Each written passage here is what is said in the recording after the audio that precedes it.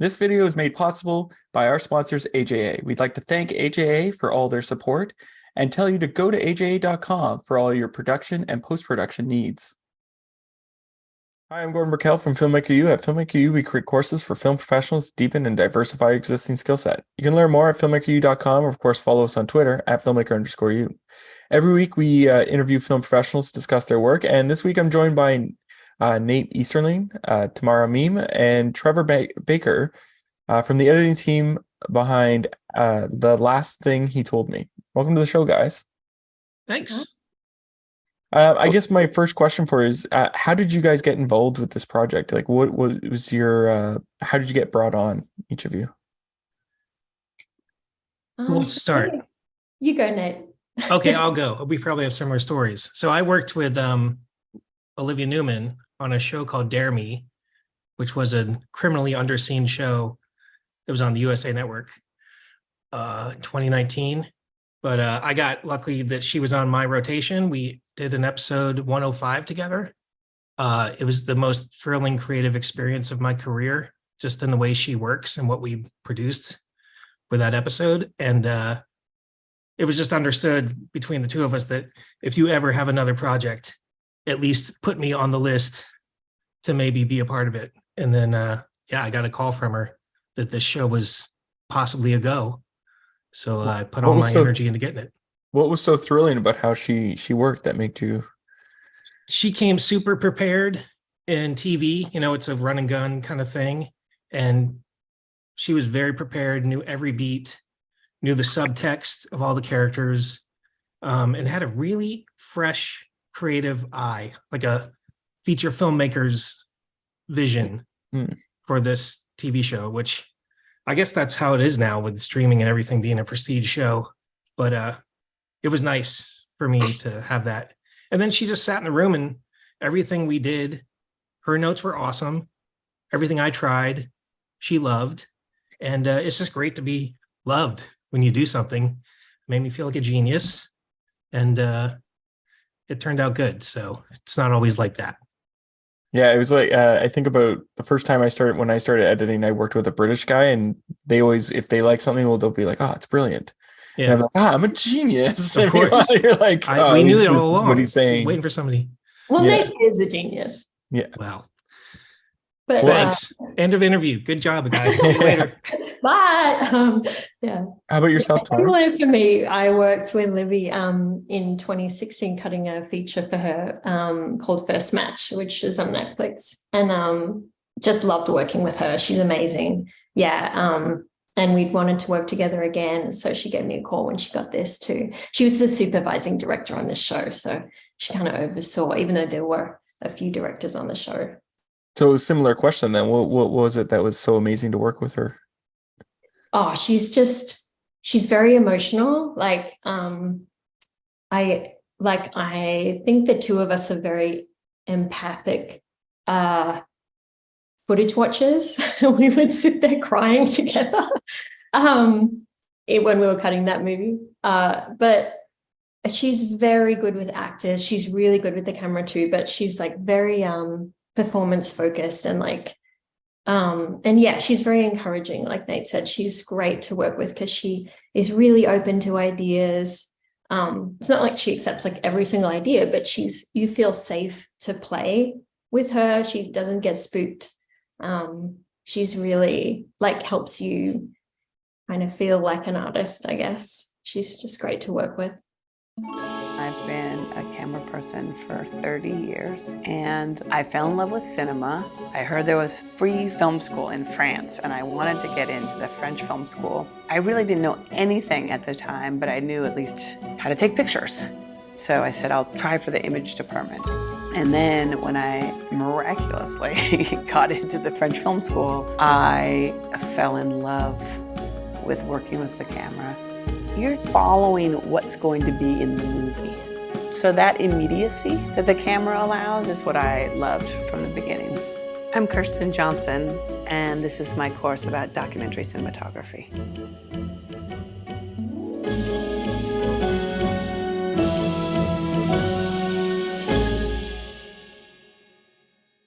And how about yourself, Trevor? I actually, I'm sure I'm not muted. Okay, cool. I'm really good friends with the a showrunner named Dustin Thompson. I worked with him on Castle Rock, and he's really good friends with Josh Singer. So basically, got sort of introduced to the show through Dusty, through Josh, and then after reading the book and reading the scripts and talking to Hello Sunshine, it was kind of a no-brainer to jump onto this team. Now, what would you say changed from the book to the show in the editing process?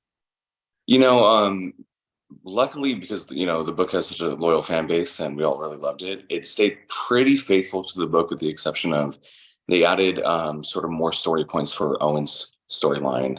In the book, if I remember correctly, he basically kind of disappears, and you sort of you really sort of learn about Owen and Hannah through the POV sort of inner monologue of as a character, which we can't completely do in shows unless we have narration. So I think it was really, really smart for Josh and Laura to sort of find a way to introduce Owen through this other device of sort of flashbacks, and really learning more about him than I think we may have found out as far as the book goes. It's kind of an interesting extra tidbit if you are a fan of the book as well. So now this is essentially, sorry. The other thing that was new with the scripts was the kind of fleshing out the Bailey character too, right? Like her singing, which I loved in the show, just brought like a lot more warmth and kind of depth to her character. It was great. Now I was going to ask, so this is essentially like a mystery / suspense project, right? You're trying to figure out what's happened to her husband. What, from a suspense standpoint, it's all about sort of building up the tension and then releasing it, and sort of building up the tension and releasing it. So how did you, as editors, how do you approach that when you're working with footage to try and sort of raise the tension for the audience and release it? Well, Trevor had the first episode, so he started it all. So we can toss it to Trevor. Sure. I think in television, the tricky thing is like, with a feature, you can basically, you've got, hour and 20 minutes to sort of build the tension up, build the tension up. But with the show, a lot of times they're almost doing a reset, even if you sort of end up landing on a cliffhanger and still sort of coming into it. So sort of finding a way to always sort of reintroduce the tempo of tension is really important with the pilot, and really pilots in general too. You can't sort of hold that beat the entire time, which is why that was another difference between the book and the show, is we actually did this flash forward to sort of see Hannah looking for Bailey, and to have this sort of anxiety sort of moment and mystery moment right into throwing a mystery box of someone after Hannah. Where is Bailey? Sort of what is, she smashes this phone, and being able to see like, okay, wait, she has some sort of anger towards this man on her phone that she's sort of obviously sort of connected with. And so I think that was really, really smart that Josh sort of incorporated there, to sort of like let the audience know, like, hey, we're going to start off slow, but this is going to be a thriller, and you are going to have these sort of more traditional elements as well. So Yeah, I mean, in this show, it was also kind of about balancing the part of the show with the tension of the show and the mystery. So like caring about the characters, caring about her relationship with Owen and her relationship with Bailey is what gives you the interest and the drive into the tension, really. So you've got to balance, so it was kind of, pulling back and then pushing forward. And, that was something that we experimented with a lot with the flashbacks. Like we found through our process together as a team that like the flashbacks had been scripted as like long single scenes that would generally play like at the beginning of episodes, but we kind of found that it was more tense to break them up into more elliptical fragments and kind of have Hannah in the present, like sorting through them and trying to figure out what she could learn anew from them. Mm-hmm. Well, yeah, I thought for me, the tension was so different than all the other suspense thrillers I've worked on. There's nothing explodes. There's no really this big bad guy chasing after you. There's no necessarily a ticking bomb. it really is like the idea of finding out what's going on and what happened to Owen, when I read the book, was almost secondary to, is this relationship between Bailey and Hannah going to work?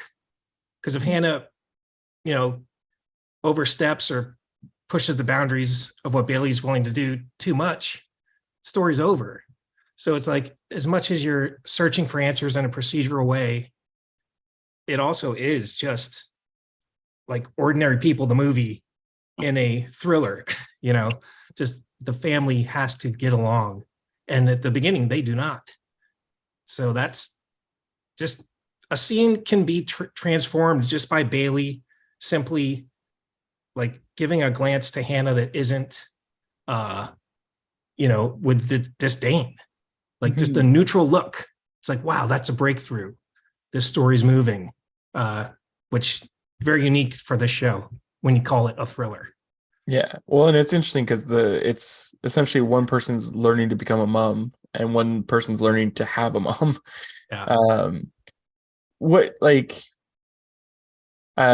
you talk about, you know, have those little looks and what have you, and how that can change the scene. So what was what were the rushes like that you guys were getting in? Was there a large sort of different, like, did you get different versions or different ways of delivering to alter the scene, or was it mostly a similar take each time?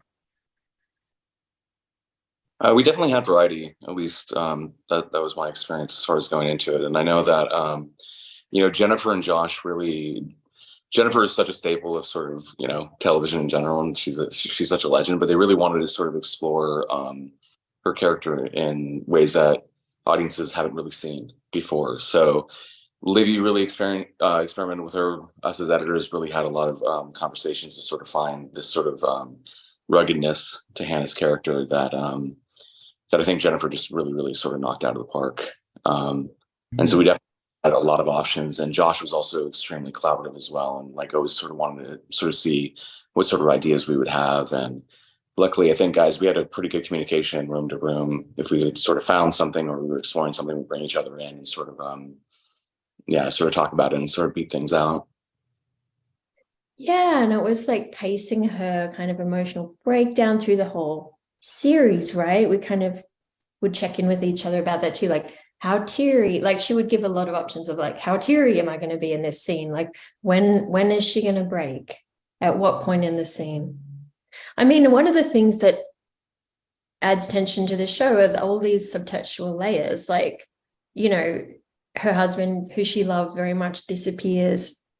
Ultimately, one of the questions of the show is, well, this man lied to me. Did he really love me? And that's very much in her performance. And then it's like, well, what does it mean that I'm going to be this parental figure? And like, she's playing like a lot of layers of like fear and betrayal and just longing. And there's so many waves of emotion that she goes through. She was amazing. Giving us a lot of different options in different scenes to kind of be like, well, is she investigatory here or is she reactionary? You know? Now, I do have to ask, for clarification, was she like literally saying like, how much do you want me to cry on set? Like, how teary do you want? No, I just mean that in different takes, Okay. in some takes she would be more tough, in some takes she would be just lost it, crying. Okay. It's everywhere. So that was what was so fun about some of these more like peak scenes, was like how to dial her. And yeah, Josh has very particular taste about that, and which really guided her arc, I think, really beautifully in the show. Yeah. And Laura Dave was around a lot too in the edit suite, which was great. Pretty cool to have the writer of the book hanging out on your couch as well. It'd almost be nerve-wracking because she created the characters. You're like, yeah, I got to cut that out. You know, you would think like, oh God, but she was great to have around. So you weren't like, you made a mistake here, I'm just going to fix it for you. No, not really. No, she was just very encouraging, very positive. She ate all my candy. I always like to have a bowl of candy. Was there anything that ended up on the cutting room floor that you guys were like, oh, we really like it, but from, you know, taking it from a book to a TV show, it doesn't make sense, you know, for the story, or it works better this way? I think not necessarily a story point, but there was, when I read the audio or listened to the audiobook, there's so many moments between Hannah and Bailey that it's just like a half a page of Hannah describing, like, should I say something to her right now, or should I let her figure this out? And it's something simple that happened in episode 103, one of the first scenes. They're on the airplane and Bailey's cold. Hannah sits down, sees she's cold, and their relationship is so distant that in the book, Hannah is like, should I offer her my jacket? And like, it's a beautiful page of like her thought process and ultimately offering it. And Bailey like doesn't really care. Yeah. And they actually, all those beats were in the dailies.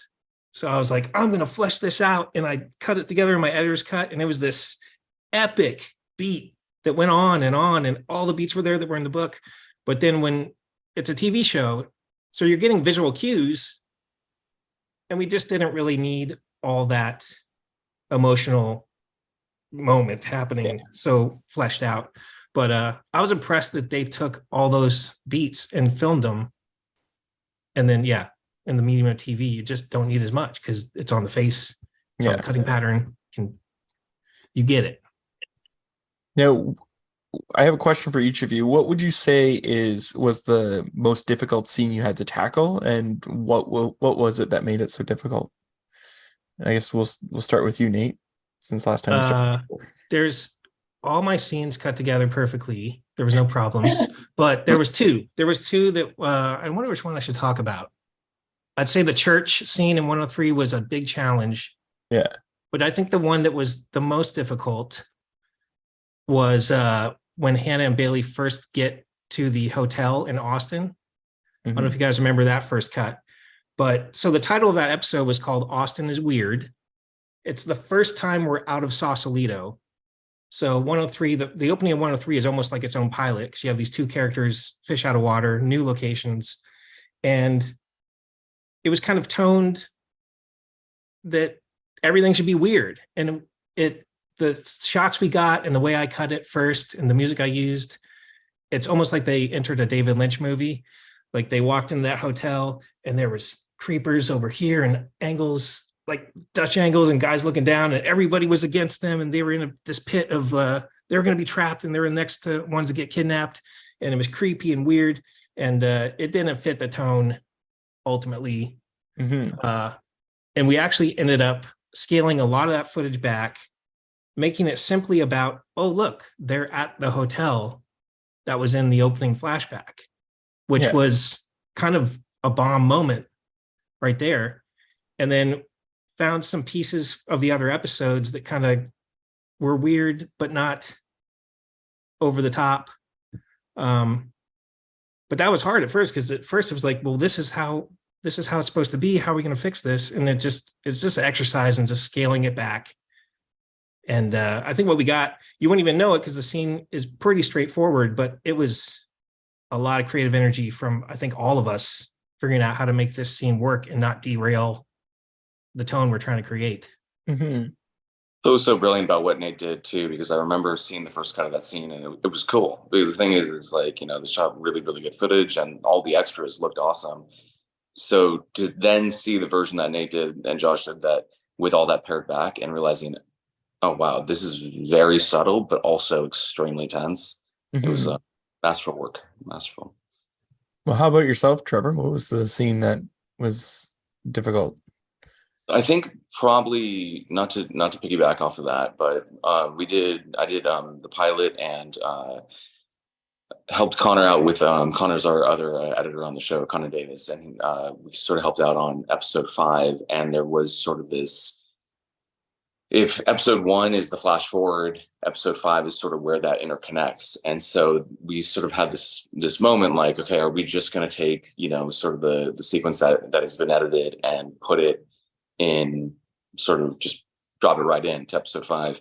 But brilliantly, Livy had shot such beautiful dailies from a different perspective that we actually recut it, but we recut it with footage that the audience hadn't seen before, and that was a little bit more static. And so and sort of found a unique way, because the tension had already sort of been there, and we're realizing that we're picking up. And so if you go back and you look, like basically, like for example, we're sort of with her the entire way through the pilot. We're actually sort of on this Steadicam shot, and we sort of follow her, and she sort of looks over the ledge, and she's looking at the different sort of patrons and sort of tents. But if you go to episode 5 and you see the way we did it, we're actually at this sort of low angle, and it's this beautiful shot of the hotel that just didn't work when we did it, because we had to sort of keep the space going. But now, because this was just sort of a, sort of a different language, we were able to do it in a different way, because Olivia Gunn has such beautiful options. Wow. And how about yourself, Tamara? There was one, like, I guess towards the end of episode 6, there's like this part of the story where she makes kind of a crazy decision. And I think just kind of finding a way to like get her there to that logical place where like you believe that she's really going to go this far. I ended up trying just some extra sort of flashes of memory for her from different episodes through the show, of just sort of showing everything that kind of what she'd gone through and what she'd learned and what her kind of values were at that point, which had kind of shifted a lot from the beginning of the story. I don't want to kind of explain it in case people haven't seen it yet, but she ends up kind of making a decision to have a new goal and have new stakes. And in the footage of her in the car, like, she was playing all those beats, but it was taking her a long time to get there, kind of like what Nate was saying, like, and I really wanted to have the opening look of like her just absolutely distraught, like, what am I going to do? And I really wanted to have the end beat of like, now I know what I'm going to do. So I just kind of ended up truncating it and using those flashback pieces to kind of get her there between the different beats. So the scene kind of could have more beats in it. And that was really fun. But the way I originally envisioned the beats, the flashbacks themselves, ended up being quite different from the beat. They liked the idea, but we ended up choosing some different pieces to create that arc too. So that was really fun. And like, how many are we going to have and that kind of thing.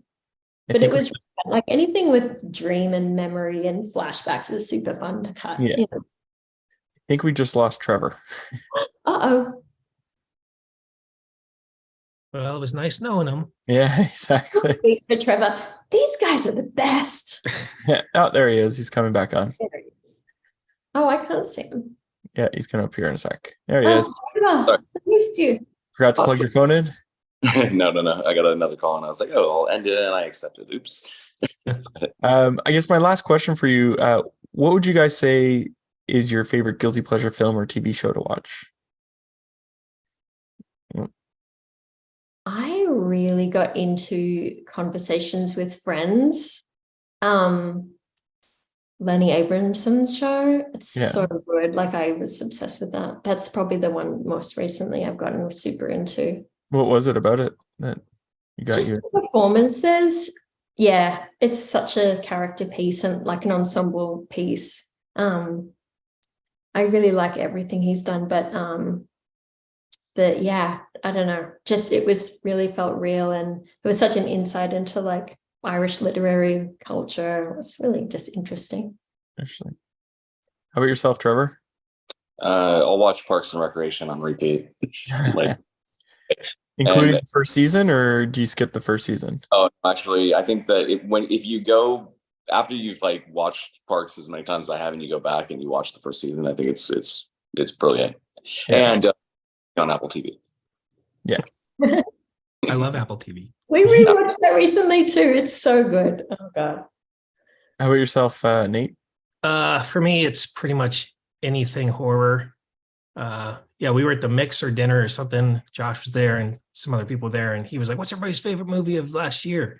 And everyone's like, "Oh, Triangle of Sadness. Oh, all this cool art stuff." And I'm thinking to myself, I really loved X and Pearl by Ty West. And I said, "Josh, do you like horror?" He's like, "No, I don't." I was like, "Well, I don't have a favorite movie then." But no, it's anything, the gorier the better. I'm not a psychopath. I just love stuff like that. So Like being scared. yeah, I think what we've learned from this podcast is I want to work with David Lynch or Ty West or Yeah. Olivia Newman only. You Well, should not say I'm not a psychopath out loud because it just really makes me look like one more. You have to not. say it. Well, thank you so much for letting me interview you guys. Thank you. Thank Thank you. you so much. Yeah, That was thanks. a lot of fun. And that's it for this week, everyone. Make sure to check us out at filmmakeru.com, or of course follow us on Twitter at filmmaker_you. I'm Gordon Burkell. Thanks for watching. This video is made possible by our sponsors, AJA. We'd like to thank AJA for all their support and tell you to go to aja.com for all your production and post-production needs.